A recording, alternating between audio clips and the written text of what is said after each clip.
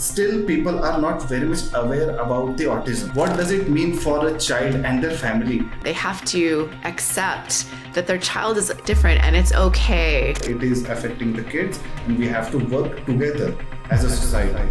A certain age limit, after that they are tough to survive. The important part is to do all the work when they're young. Get them into... What inspired you to be in this industry?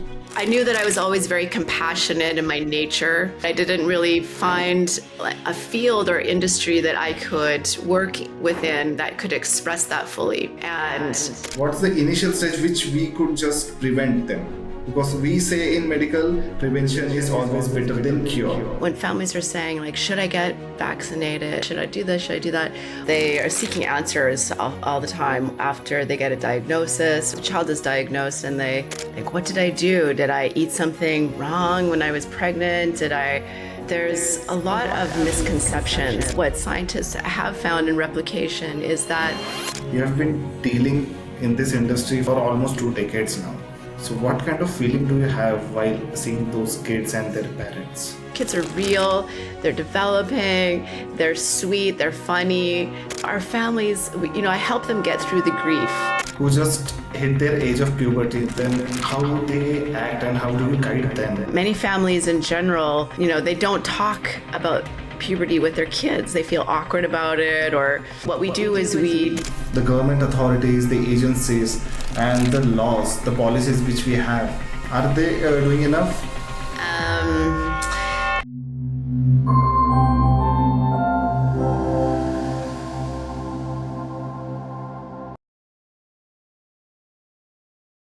Goldean, aloha. Aloha, how are you? I'm good. How are you?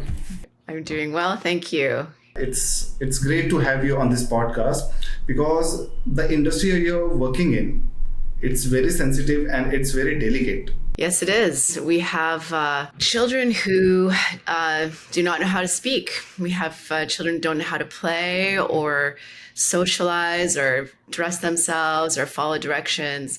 And we have families that have extreme stress and guilt, grief, loss. And so when we work with these families, we have to really be positive, supportive, creative, and hold out that hope for them that their kids can live a really wonderful life. That's great. And it's always an emotion that when your child is suffering, as a parent, you just breaks down. And then you start searching for someone who can just help you out, help your kid just be normal kid, be a normal human. So yes. And you see, I was reading about the deeper meaning of aloha as the breath of life. It feels such a powerful concept that perfectly captures the spirit of Maui. That's true. Is that a spirit you try to bring into your work every day? Absolutely. In our clinic, we have, we really strive on that spirit of aloha, and we set up our environment with aloha.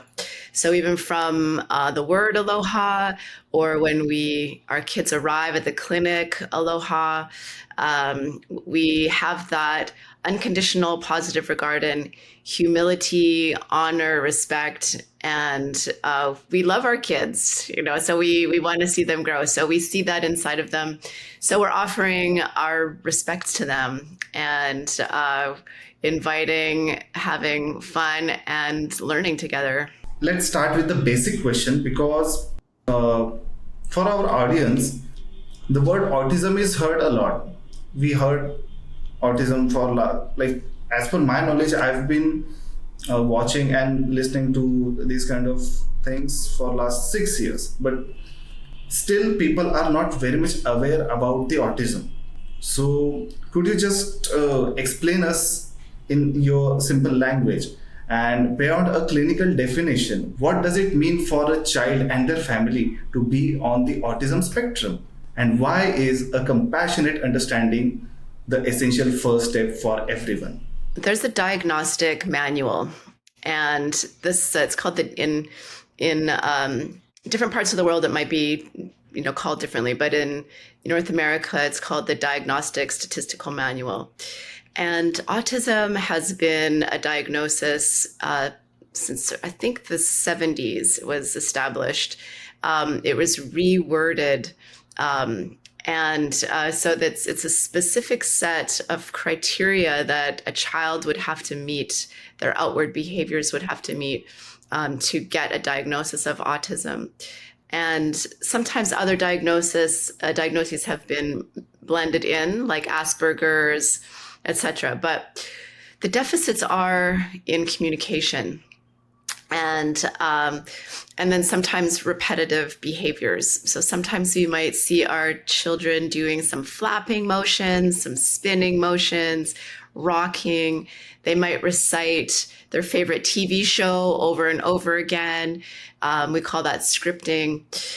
And usually the autism diagnosis is given around the age of 2, so 18 months to so a year and a half to 2 years, because those developmental markers, the parents start to realize they're not giving me eye contact, they're not responding to their name, they're not playing with other kids, they're not running to come to me for care and affection.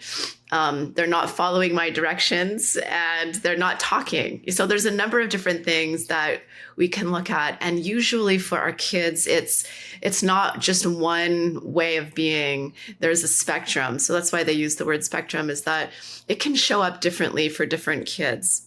So some kids might not say any words, and or they might say words only at a certain time of day with a certain person, or when they're mad, or there's so many different varieties of presentations. Mm-hmm. But usually, or some children might have really good eye contact. They might look us right in the eye, but they just won't talk. Or some kids just won't look at us, and mm-hmm. But they might be talking quite a bit. So we see a lot of different presentations. And what we know is that it just fits that criteria of impaired communication. Mm-hmm. So listener responding, we ask them to do something and they have no idea what we're asking them to do, or they're just ignoring us, whatever it is, that both could be combined. And so we see a variety of different things, but those are the things that parents usually see. And then when they have that diagnosis, sometimes they're in denial in the first place. They're like, no, my child's going to grow out of it. This is just either a late talker. My grandma was a late talker. I'm sure it's the same thing. And so then they try to rationalize. Mm-hmm. And usually, sometimes we'll see children later because parents have been in denial for a little while. Sometimes we don't see them right away. Sometimes it'll be till they get to school, and the school will say, your child is quite delayed and we need a lot of extra supports for them to learn. You should get an assessment by a pediatrician. So in any case, when we do see families, they are usually in distress when we first meet them, and they feel like, something's not normal in my life. What's going on with my child? There's grief. There's sometimes blame for, there's confusion. There's sometimes anger, some shock. And so, understanding that aspect of grief, an aspect of loss that a family goes through when they have to accept that their child is different, and it's okay for their child to be different. Their child still has a beautiful personality. They're beautiful inside. Whoever they are, they're still lovable. They've got incredible qualities, and we just have to, and personality. So we have to help pull that out. A lot of the words that I use in this interview, we might not use in behavior science. In behavior science, it's very, we don't usually talk about personality or these kinds of, but behavior repertoire is, how they behave. For example, one of our children, one of our kids, he when he was little, he just used to repeat scripts over and over and over again. And he wouldn't respond to questions from his parents. And, since we've worked with him, he now has a lot of interverbal. He's like a walking sunshine, like a ray of sun. He's just like, he is Aloha. He's always saying hello to everyone. He's just like happy. He just loves to talk, like see everybody. And he just lives his day. He's just everything we do, he finds joy in it. And, these parents, they've found this. And sometimes they'll say to me, the child that you work with listens better to me and is happier than my other kids, so they end up teaching other kids how to enjoy life. And to be such a kind and understanding person, you have to be a certified behavior analyst, correct? The certified behavior analysis part is it's a master's degree. And so it's clinical training. It doesn't necessarily mean that there's training on being a compassionate human being. There is that aspect to it. But I would say in general, the field is still maturing in that way. The field in general started in 50s and 60s. And actually, B.F. Skinner, who started this, he was a psychologist at Harvard University. And he was very advanced in his understanding of behavior and how we shape and the fastest way to teach something to someone. So we use reinforcement systems. And for example, with our kids, we use preference assessments. We find out what is it they love more than anything that they'll do anything for. For me, it's having massage. That's what I love. I mean, I love getting paid, but that's, what is it that you love? You work for it. So some kids are loving their looking at their iPad. Electronics is usually the biggest thing, right? They watch your favorite shows. But when we get back to behavior science, he looked at operant conditioning. Mm-hmm. So we're going to teach this child how to do something, and then they earn their iPad time. And we see, otherwise, everything we're presenting is meaningless to them. They'd rather not learn it. I'd rather be over here in my own little world, and that's fine too. But in terms of teaching them language mm-hmm. communication, we use that momentum and teach them, and then they get the iPad. So it's a first then. Okay.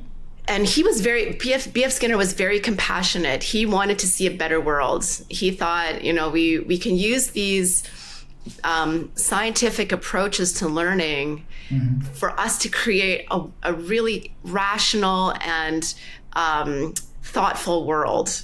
And so then the science has been applied, and all of these scientists that have been working in the field are very compassionate. Mm-hmm. But in any field, it's still a young field. So it's not necessarily something that's taught in our school to be compassionate, but it is part of that process because we are helping our families reach the goals they want to reach. Tell me one thing. What is the acceptance right now as compared to 10 years ago? Because in recent times we have seen people are accepting the things, like whatever it is, but what are the percentage of rise? So are the parents, is the society accepting the things like autism is there, it is affecting the kids, and we have to work together as a society? It's coming. When I was young, there was in school, so in the 70s, there was a special class, separate class for kids with differences, special education. Now in schools in United States and Canada, there's inclusion. So our kids are invited into the general education classrooms so that other kids are going to get to know there's acceptance, friendliness, helpfulness, and even an eagerness to spend time and get to know these kids. Because what happens is that when kids are different, oftentimes there's isolation. And sometimes families also feel that isolation. Oh, I can't take my child out anymore. I can't communicate with my friends anymore, or we can't send them to school. But what we've found is that a lot of our parents have been the advocates, parents and professionals. They want their children to be included. They've had that support from professional settings and research that when our kids are working with neurotypically developing children, then they start to learn from our neurotypically developing children, but they also, their neurotypically developing children also befriend our kids, and there's a bridge that's built, which is wonderful for acceptance. That's absolutely right. And so we can say that the awkwardness of parents is reducing a lot. They are accepting the change and they are ready to accept whatever they have got. And they are just believing it is going to stay for a long. But recently my friend told me, like the people, the kids who are facing autism, they go through a lot of pain and they have a certain age limit. After that, they are tough to survive. Do you mean that, you mean survive on their own independently? Is that what you're thinking? Yeah. That's a very good question. We have, right now, we have a lot of our clients that we work with who are age 10 to 16.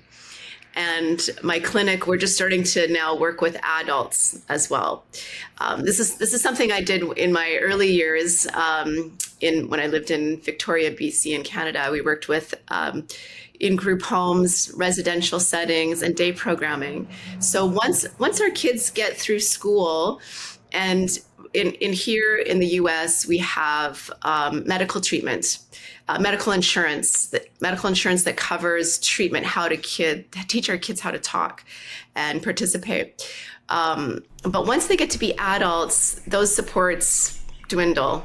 Yeah. And there may be some supports, like here in Hawaii, there's some supports for day programs. It's not very much, but it's something to help the families, which is wonderful. And but the important part is to do all the work when they're young. Get them into teaching language, communication skills, build those skills, because with neuroscience, our brains are developing so rapidly under the age of 6.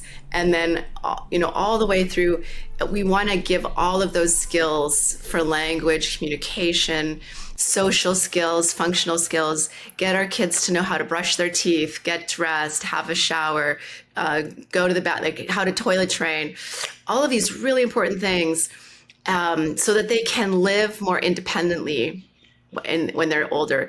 Because it's harder to teach an adult something, right? Because you've got, this learning history, right? And then, when we see our young adults and they're 26 and are thinking, they're like, go to work. No, I don't want to go to work. I want to sit in my man cave and just watch my electronics all day. So, but when we help our kids when they're young, when we take our kids to the Maui Animal Farm and they're feeding the animals, giving them water, they're learning, they're following checklists, they're developing a work ethic. So it's training those things young and pairing it with positives. So we, just like when they work for their electronics, it's a first we got to do this, then you get this, you did a great job, now you get this, building that self-esteem. And then, they want to go to work. They're like, yeah, I want to do that. It's fun. I feel proud. I'm confident with my skills. And then the families are happy too. The family's like, okay, this is less stress on me. They're happy. I'm happy. The community doesn't see us as, weird or different. We have some, we have a challenge in our lives, but here's what we're doing with it. We're creating something that's really wonderful. Basically, those people just want to live a normal life. They want the society to be accepted as a normal human being with a special disorders. That's the only thing. And parents will definitely feel relieved after their kid, their child would be earning by their own. They are living their life and they are living happily. That's the core thing every parent would need for their kid. Yes, that's right. That's right. And, it's really beautiful. It's really beautiful because when I see our families, their love for their children, it is so inspiring. Mm-hmm. And when I have staff in who might be new, and they've barely worked with, they barely spent any time with a child with a diagnosis of autism. They're not used to the behaviors that they see. But when a parent brings their child in and they're kissing them and they're hugging them and they're loving them, and then, it breaks down all the barriers where it's like, okay, this child is loved. They are sweet and fantastic, even though we might have to ride through some tantrums for them to learn language or whatever it is. We're going to ride through those tantrums because we know they're lovable and they're going to be a great contribution to their families and communities, Yeah. And just listening to this, I just want to ask you, this is a very sensitive and emotional industry, and dealing with such delicate people, delicate parents. How do you, what inspired you to be in this industry? What was that one key moment that hits you this is the moment I want to be in this industry and I want to serve this community? What was that? That's a great question. As a teenager, actually, even in school, I don't know if you've had this, where, at some point in school, you get a checklist of all the different things you could be when you grow up. And I looked at that list and I'm like, I don't know. I don't see anything on that list that stands out to me. And so all through school, high school, and then when I was doing my first years of university, I still didn't really find what it was that I really wanted to do. But in fact, this field of behavior analysis wasn't in existence at that time. I knew that I was always very compassionate in my nature, but I didn't really find a field or industry that I could work within that could express that fully. And, I would do things early in my life, like do a volunteer project in Romania in an orphanage, get experience like that. There was those kinds of things that I would do, or I would work in the field of residential care or youth empowerment projects, things with creativity, distributing food at food banks, those lots of things that I got experience in. But until I got into my master's in counseling psychology, I started to work in an inpatients clinic for children with high level anxiety, psychosis. So I would work with a team. We worked with a comprehensive wraparound team, psychiatrists, psychologists, counselors. I was working as a counselor at that time, social workers. We would all work together. We would get these really intense situations coming into our hospital, and kids that were screaming, biting, kicking, the parents. It was just a breakdown. It was like a real big breakdown at home. And so we would assess, we would teach them some skills. But simultaneously to that, there was a new clinic that opened up in the hospital, and it was working with kids with autism.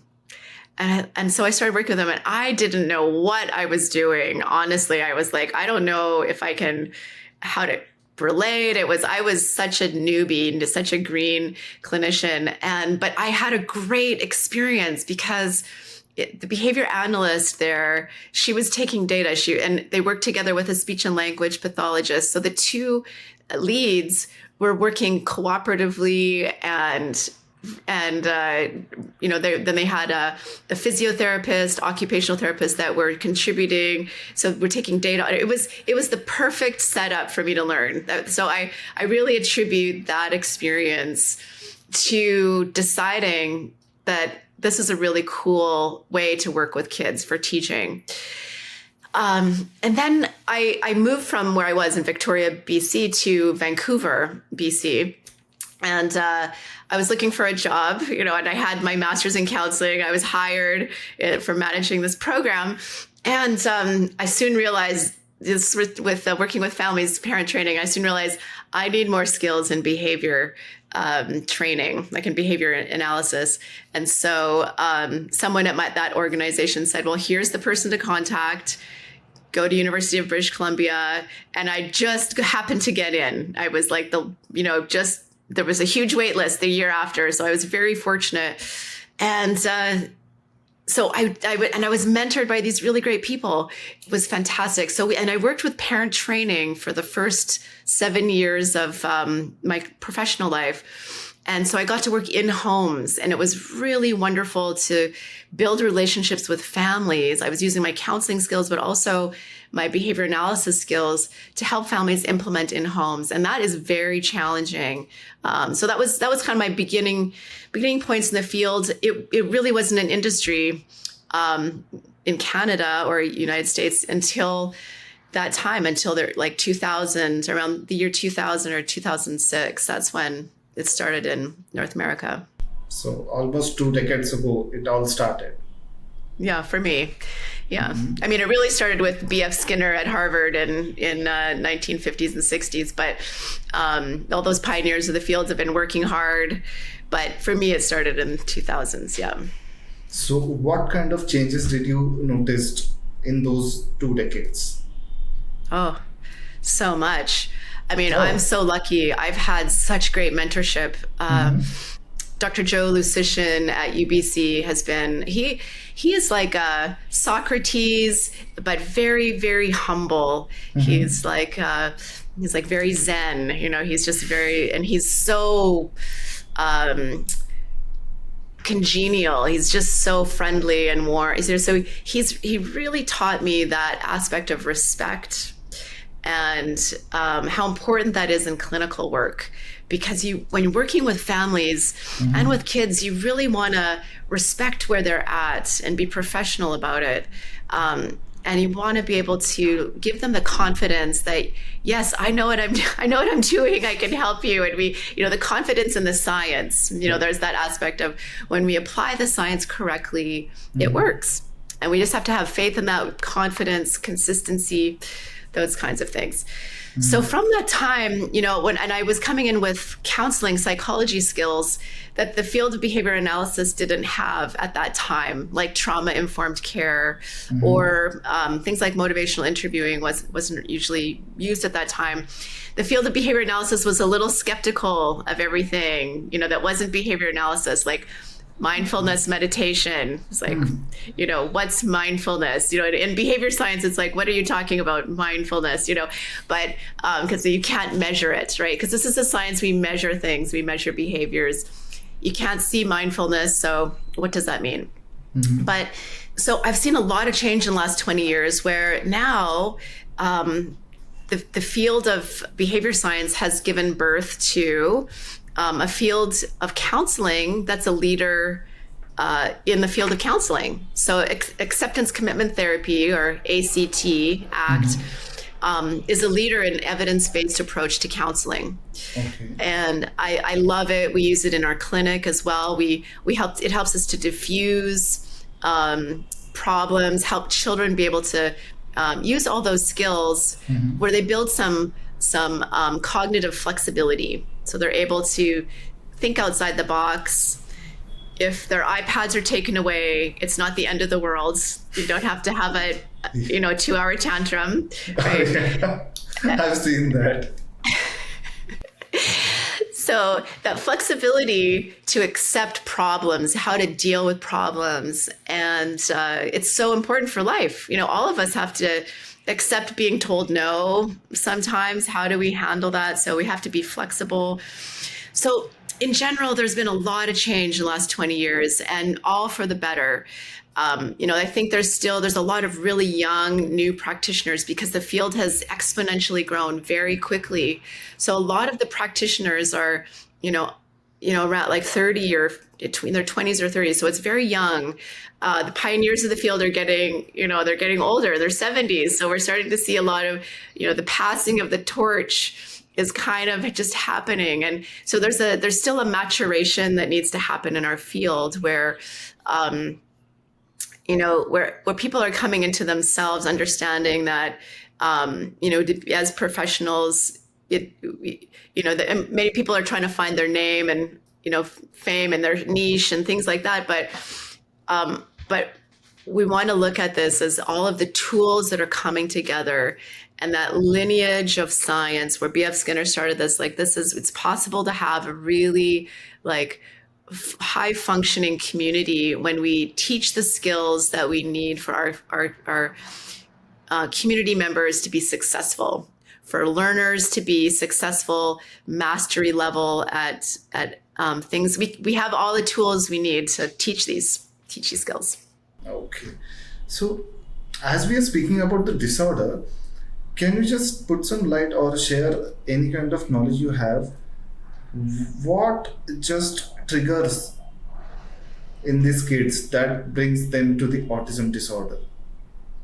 What's the initial stage which we could just prevent them? Because we say in medical, prevention is always better than cure. So what are those measures which could help them? Mm-hmm.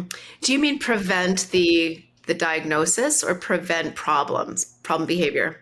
I'm saying I just first want to understand, how does these kids get affected by autism disorders? Is it when they are in their mother's womb, or it just happens after their birth? Yeah, that's a great question. A lot of families wonder this, and they are seeking answers all the time after they get a diagnosis, or the child is diagnosed, and they think, what did I do? Did I eat something wrong when I was pregnant? Did I feed them? All of these questions that come up. And there's a lot of misconceptions out there that have been debunked scientifically. Because in science is a science because it's replicated. One researcher can run a research trial on it, and then another researcher from another country in another lab can do the same thing, and it should be the same. And so it's trustworthy over time because there's scientific validity to it. And so at the moment, there's a lot of debunked science, people are thinking of speculating. So it's a lot of speculation, which causes a lot of fear. And so some families have said, is it something that I ate? Is it a vaccine? There's a big hype right now in the US about Tylenol. There's really the vaccines were debunked. If vaccines caused autism, I would have autism. So there's a cause and effect. We always have to look at the science. There's a cause, and if it's a cause, then it will always happen, right? And so we have to look at that. So in general, when families are saying should I get vaccinated, or should I vaccinate my child? Should I do this? Should I do that? Was it something that I ate when I was pregnant? Really what we know, what scientists have found in replication, is that there's a mutation, a genetic mutation that happens. There's a chromosomal change. So they're looking at some things that have happened where there's chromosomes changed. There's some sort of genetic factor to it, and that's a change that happens in the strands of the chromosomes. Now, what does this mean for us? How can we, in terms of our health, the health of our genetics, the health of our chromosomes, the health of our well-being? And there's so many environmental factors that could be at play. It's becoming an epidemic because there's, the rate of autism is increasing. Part of that is because we know about it, right? So before the 1970s, kids who had special needs or kids that were different were labeled kind of like an undesirable label. They were. I'm not even going to say the label online because I just think it's really derogatory. But it's they're different, and they were kind of hidden away. So they weren't taken to school. They were just, put in institutions. They were forgotten about a little bit, right? And then through the 70s, 80s, the Diagnostic Statistical Manual, the DSM, created this diagnosis of autism. And then it's changed over time. There's different diagnoses that have emerged with autism, including Asperger's, which was high functioning. Now it's all just one diagnosis in the DSM. It's just called autism. developmental disabilities all lumped together. So we were talking earlier about how to prevent this. And, it's really challenging to say in one piece, like there's not really one thing, but what I would say in terms of, all the changes environmentally with all of the things we use in our, like the herbicides and pesticides and all the medications, all these things, what we put into our bodies, it really does affect us. So eat really well, eat organically, don't put a lot of, don't eat a lot of things that, or make it hard on your body to function. Be healthy, balanced, stress-free. So practice a lot of, meditation if you can, or health and well-being, go stress reducing, exercise, those kinds of things, and have that kind of good relationship with families, practice those kinds of things. And, in terms of the stress that happens, there's that, the genetics and then what we do about it. So there's always that change. So when a child does have a diagnosis, we want to intervene right away. So we can change how their neural pathways are wiring and firing, if you will. So when we get those kids in, and that is a change in their anatomy, because their new neural network patterns are functioning, and we're able to get new behaviors established. Okay. And I would just like to ask you, you have been dealing in this industry for almost 2 decades now. So what kind of feeling do you have while seeing those kids and their parents? Well, I might have a little different perspective because, because I've been in the field for a really long time, and I have a lot of great relationships with my families, with the kids. They consider me an auntie. So when they see me, actually this week I had one of my little guys, he came up to me and he's like, "Oh, why was Daddy?" He was upset. He was confused. Can you talk to Daddy for me? And so when his parents came to pick him up, and he's like, come talk to me. And he had gotten in trouble at home because he was on the iPad all morning. It's fall break from school. He's on the iPad all morning. His dad wanted to come help him in the yard, and he wouldn't. He wasn't listening, and so his dad got mad at him. And so then he said, "I'm going to go and tell Auntie Goldean that you're mad at me." And so, these are like, and, the parents laughed because he was trying to tell on his parents for, and so we all had a laugh. And I was saying to him, I said, moms and dads, they just want to have some help sometimes. You got to help your mom and dad. And, so we have these like really nice relationships with these. These kids are real. They're developing. They're sweet. They're funny. And, our families, I help them get through the grief and loss, because we see the inherent great qualities of their child. And, the parents' love also is there, right? The parents love their child. But then we help their personalities emerge, their ability to talk, their ability to relate, their ability to follow directions and have conversations and fully express themselves.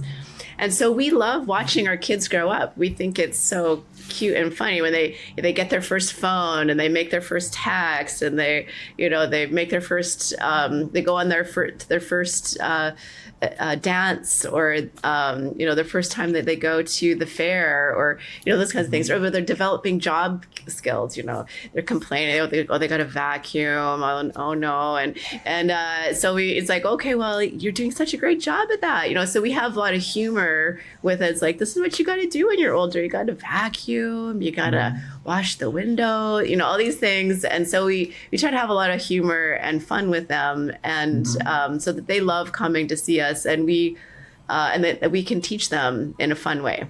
That's a great thing that you've been able to do such a great job, because dealing with kids, and especially these kind of kids, it's a tough job. and you make them feel alive. You make them feel that, yes, they are important. So that's not an easy task. Like, even if you are unable to deal with normal kids, these are special kids where you have to take care of a lot of things. You have to guide the society, you have to guide their parents, and you have to act sensitively with these kids and make them feel alive is such a great thing.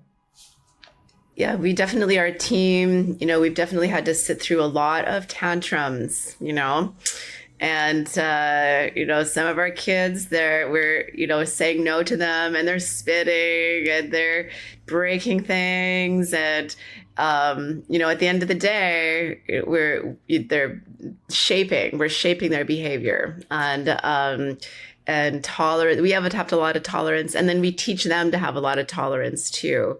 And so, yeah. So there's a question regarding the female kids who just hit their age of puberty. Then how they act and how do you guide them? Because that's a big thing for a lot of parents, as well as a big challenge for you and your team. So how do you deal with that?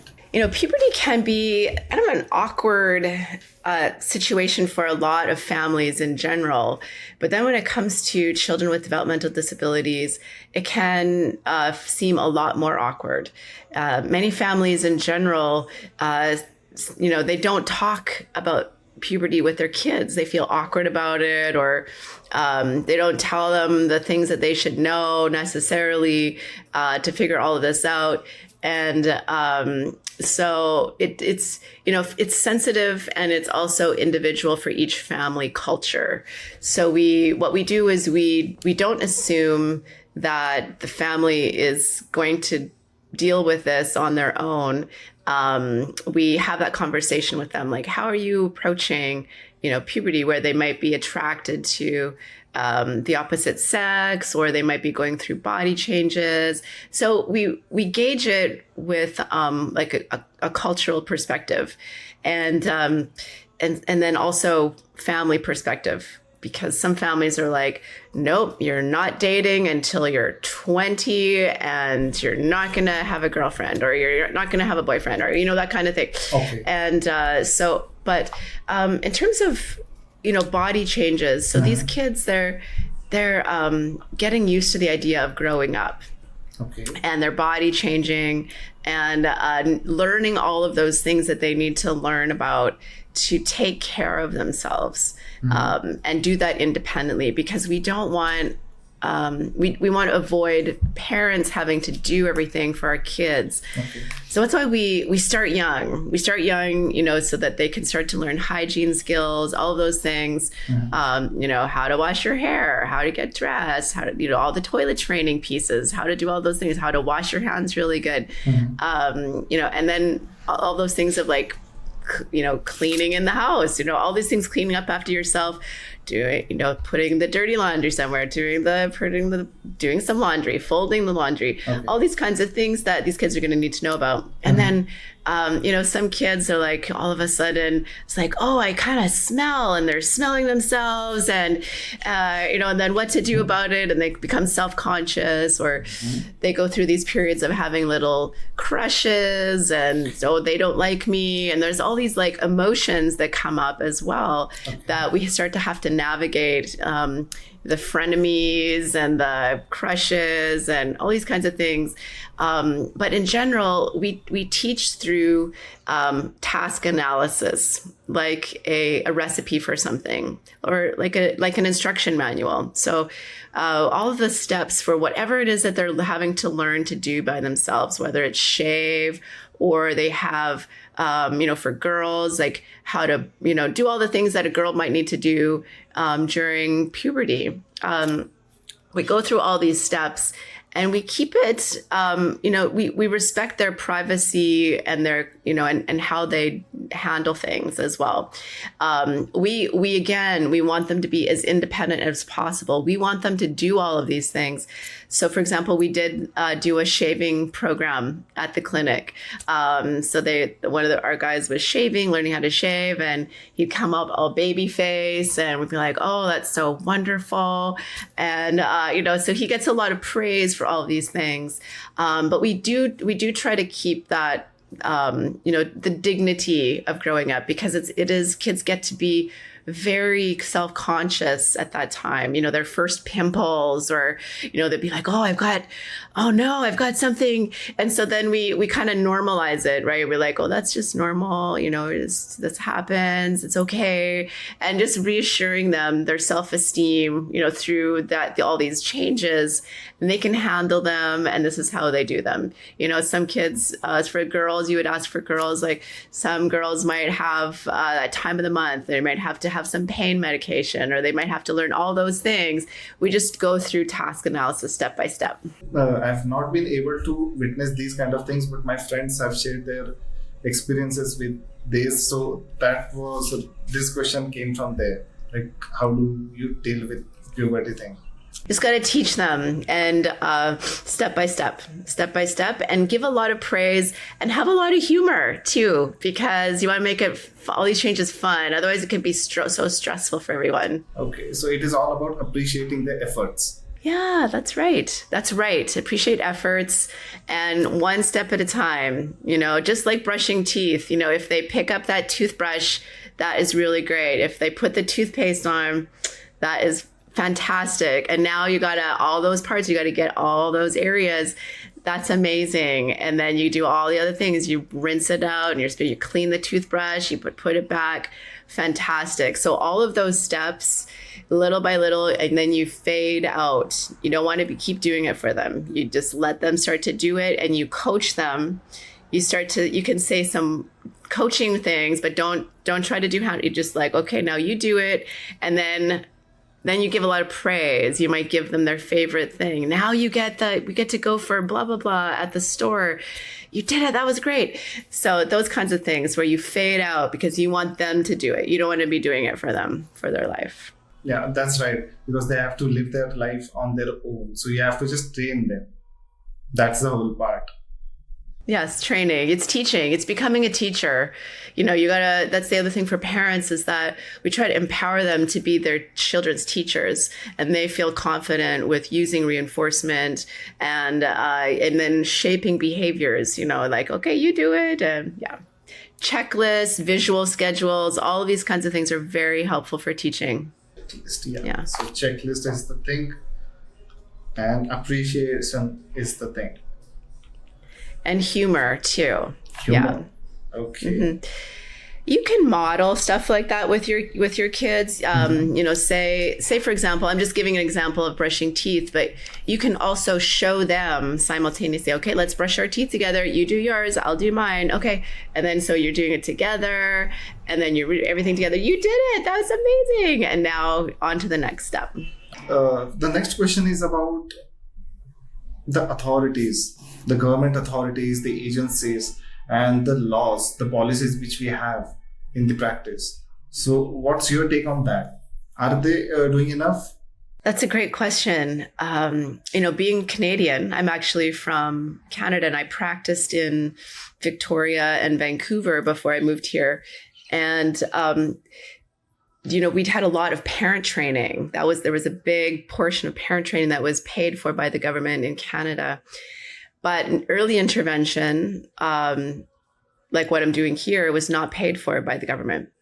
So when I came here, and legally, so the government is legally bound to provide medical treatment to children with autism, because behavior science is replicated over time. It's a proven science. It's evidence-based, validity tested.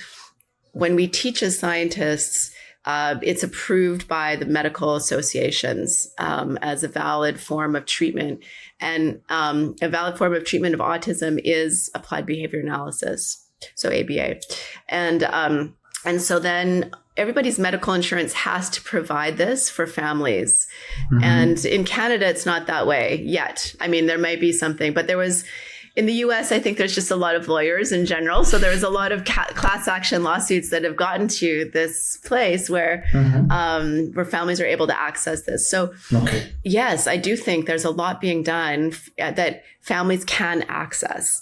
And that's wonderful, because if we get our kids when they're young, we can get them talking, we can get them playing with others, we can get all the functional skills. And usually they will approve, 20 to 30, maybe sometimes 40 hours of intervention per week. So that's wonderful. And it's been a huge benefit to our families. Once kids are 19, 20, 21, that stops. So the medical insurance for ABA stops, as far as I understand. And then that's actually a good question. I'm really glad you asked me this, because now it got me thinking like, oh, well, as an adult, can they still, like on their own medical insurance, could they still access this? So I'm going to ask that question. But, once they're an adult, services do dwindle.